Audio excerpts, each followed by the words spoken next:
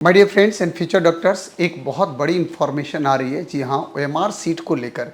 चूँकि OMR sheet में एक बड़ा स्कैम हुआ है, इसमें कोई शक नहीं है। कम से कम हमारे पास इतने बच्चों का जो आंकड़ा आया है उसमें आपने देखा होगा। और आपको बता दूं बेटा कि कुछ ऐसे बच्चे हैं, एक तो बच्चा तो अद्भुत स्थिति में है। अयोध्या से एक बच्ची 710 नंबर के बाद वो सीधा 110 नंबर पे आ जाती हैं। ओएमआर सीट के साथ जो है वो उन्होंने पूरा एनटीए का सारा रिकॉर्ड भी निकाला है। एनटीए के ऑफिस भी आज कल पहुंची है और वहाँ से परसों, और एनटीए के ऑफिस में पहुंचने के बाद एनटीए की तरफ से लिखित दिया भी गया है ये चीज़ें कि करेक्शन किया जाएगा। बट उस बच्चे ने भी बोला कि यहाँ ऐसा कुछ होता नहीं है, ऐसा कोई गलती नहीं है, ये कहा गया है। जबकि ओएमआर सीट देखने के बाद अगर बच्चा इस तरह की स्थिति में है तो आप समझ सकते हैं क्या स्थिति होगी। दूसरा, एक बच्चा जो है वो महाराष्ट्र से है, 692 मार्क्स थे और उसके केवल और केवल 212 नंबर आए हैं। वो भी पूरा प्रूफ के साथ पहुंची हुई जंतर मंतर पे कि भैया आप देख सकते हो हमारा स्कोर ये है। ओएमआर का भी कॉपी निकाला गया है और फाइनल का भी निकाला गया है, और दोनों को आप देखिए। उसके बाद आप बताइए कि भैया हमारी क्या गलती है, बच्चा पूछ रहा है। तो ऐसे एक नहीं हजारों गड़बड़ियां हुई हैं बेटा, हजारों गड़बड़ियां हुई हैं। और अलग अलग यूट्यूब पे आप देख रहे होंगे, जैसे मैं रिकॉर्ड दे रहा हूं आपको बहुत सारे बच्चों का, वैसे और लोगों के पास भी डिफरेंट बच्चों का रिकॉर्ड आया है।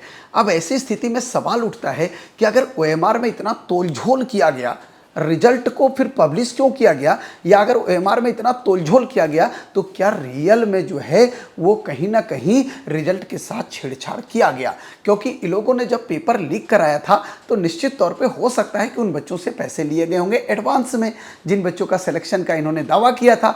अब रीनीट में ये पेपर तो लीक नहीं करा सकते थे, उसके पीछे साफ साफ रीजन था। रीजन ये था कि जिस तरह का बाहरी दबाव दिख रहा था लोगों का, पेरेंट्स का, स्टूडेंट्स का, जो ये पेपर लीक तो नहीं करा सकते थे। अब इनके पास एक ही अल्टरनेट था कि भैया अंदर ही जो है वो सेंध लगा दो। भैया चिंता की क्या बात है, जब हमारे घर में ही कॉपी चेकिंग होनी है तो भैया पेपर लीक करने की जरूरत क्या है। जहाँ कॉपी चेकिंग होगी वहीं गड़बड़ कर देंगे सेटिंग। अब इन्होंने दूसरा दाव खेला, और जो हमें दिख रहा है क्योंकि 1 2 4 5 10 बच्चों की गड़बड़ी अगर आए तो क्वेश्चन मार्क नहीं उठाया जा सकता है बहुत ज़्यादा, इतने बड़े जब huge number of students participate कर रहे हैं। लेकिन अगर बल्क में स्टूडेंट के पास इस तरह की प्रॉब्लम आए तो सिस्टम पे क्वेश्चन नहीं उठता, प्रूफ होता है इस सिस्टम में दम नहीं है। आप भी अपना स्कोर जरूर बताइएगा कि क्या आपके साथ भी ऐसा हुआ है, कमेंट बॉक्स में जरूर कमेंट कीजिएगा। और उम्मीद कर रहे हैं कि अगर ऐसा रियल में इतने सारे बच्चों के साथ हुआ है तो सभी डाटा को एक साथ लोग कलेक्ट करें, जैसे हम लोग भी कर रहे हैं, आप लोग भी कलेक्ट करें और लोग भी कलेक्ट करें जिनके पास है, और उस डाटा को एक्यूमुलेट करके एक बार एनटीए को भेजा जाए कि भैया इस तरह की जो गड़बड़ी हुई है इसको कैसे ठीक किया जाए, ताकि बच्चों का रिजल्ट थोड़ा सा ठीक हो और जो बच्चे डिजर्विंग हो वो जाएं, जो डिजर्विंग नहीं है उनको बाहर किया जाए उस रेस से, ताकि जो आपने पैसे का गेम किया है ये पैसे का गेम आपका सफल ना हो। हालांकि पूरा विश्वास है कि इतनी ख़त्म सरकार है।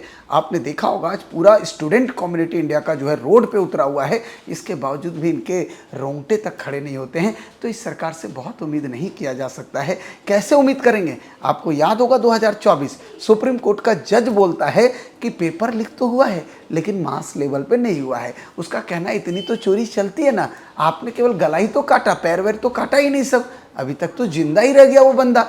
तो ये बहुत आश्चर्य की बात है। इस तरह के सिस्टम में आप कितना सेफ हैं और कितना अनसेफ, इसका अंदाज़ा आप लगा सकते हो। तो दोस्त, जिसके साथ भी इस तरह की गड़बड़ी हुई है कमेंट बॉक्स में कमेंट करिए, निश्चित तौर पे मैं आपको आगे का अपडेट करूंगा।